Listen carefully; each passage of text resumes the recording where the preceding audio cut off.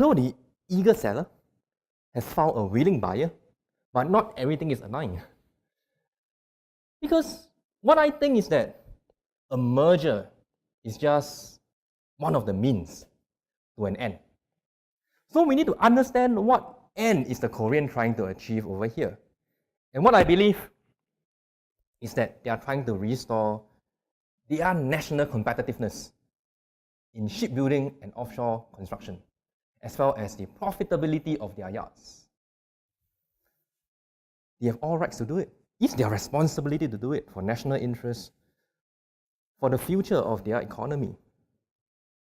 The whole merger process will probably take about 1 year. It could be even longer because there are a lot of agencies that they need to get clearance from, not only within Korea, but also potentially with international organizations. So 1 year, 1.5 years, 2 years later, that will be the beginning of the end. Why I say so?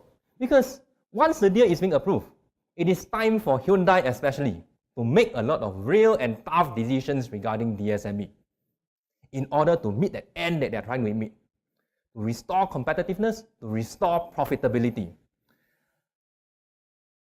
Firstly, they need to consider one thing: how to optimize resources. Should it retain DSME's yards capability, or should it use this opportunity to consolidate functional excellence between the sites? Consolidating functional excellence basically means, in a good way, reducing redundancies. That's why it's a tough decision. There will be a lot of opposition when someone tries to reduce redundancy. Secondly, who should lead the offshore business? I mean, this primarily will be based on one prime consideration.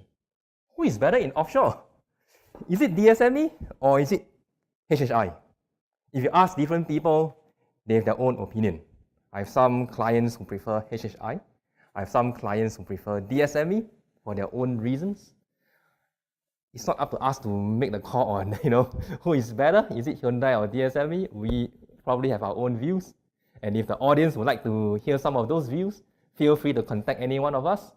And lastly, when you merge two companies together, it is not so easy as to, I need to get rid of all these redundancies. I need to, consolidate my two sets of accounts, consolidate my management, consolidate all these things. It's also about the softer sides of things. And I refer to operational culture and operational philosophy, such as HSE culture, innovation culture. When we merge two companies together, for them to function properly together, we need to make sure that culture is a match. Because only when culture match, the merged entity will not lose its unique competitiveness. It can grow, it can achieve synergy effectively through the merger. And all these decisions will need to be made with a clear mind about the strengths and weaknesses of both entities. In a merger, there are bound to be some pride involved, some embedded interests, vested interests. Logically, ideally, all this should be cast aside. What I see is that the merged entity of HHI and DSME will be a potential force to be reckoned with if the merger is successful. But if things are messed up, it could potentially end up very, very disastrously for both companies.